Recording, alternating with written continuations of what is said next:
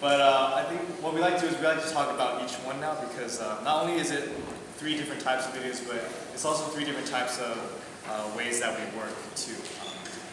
Start.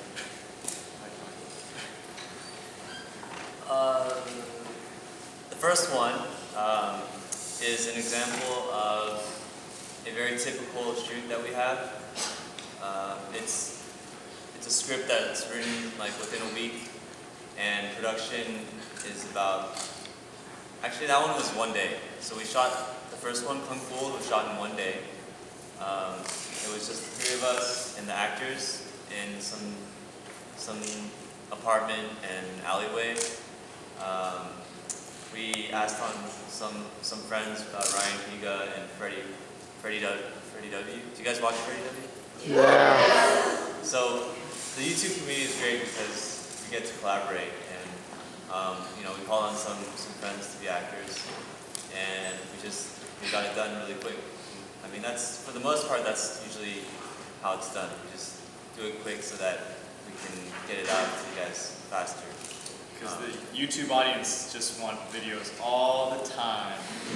No breaks for us. But I mean, hopefully you won't be able to tell that it was done so quickly. Like the pace in which it was made isn't reflective of its quality, I hope.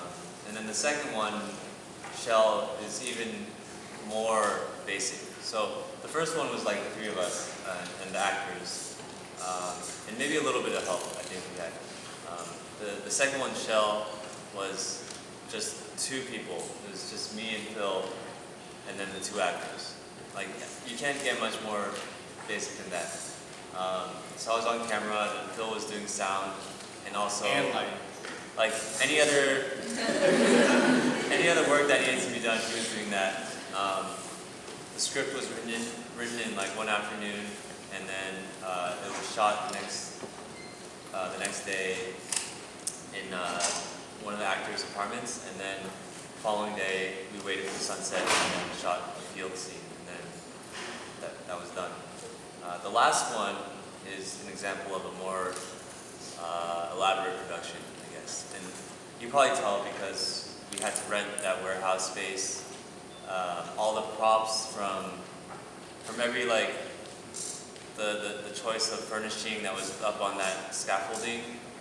We had to choose, you know, like, oh, we need this type of box, this kind of key, this kind of like oriental rug. Even the scaffolding we had to rent ourselves and build it ourselves. I never thought my job would teach me how to build scaffolding. Now I know.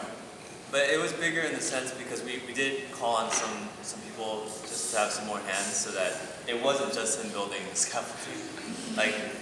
Like we had people like just crew. We had a crew. Let's talk about production budget then. For the first video, what was the budget? I think we had to buy drinks for that. And that was it, pretty much. Basically. I think, well, the reason why we talk about it is because I think a lot of people do always ask us, you know, how do you guys make your stuff? They think we have like big crews or like tons of equipment. Big budgets. Yeah. But most of the time it's like with Kung Fu, it's just calling in a friend and then going to a sidewalk. That's literally what it is. And we're even on the sidewalk, we're like on the lookout for like security guards or policemen who might say, you're not allowed to shoot here. Because in LA, every corner is like, I mean, everyone knows, like, everyone's shooting something and you're supposed to have permits and stuff like that. They're really strict over there. So a lot of times we just have to steal shots, borrow shots. And the other thing too is like, we have friends that go to like film school. We never really talked about this. Like, we were visual arts majors, but we're always we always make it a point to point out that we didn't go to film school.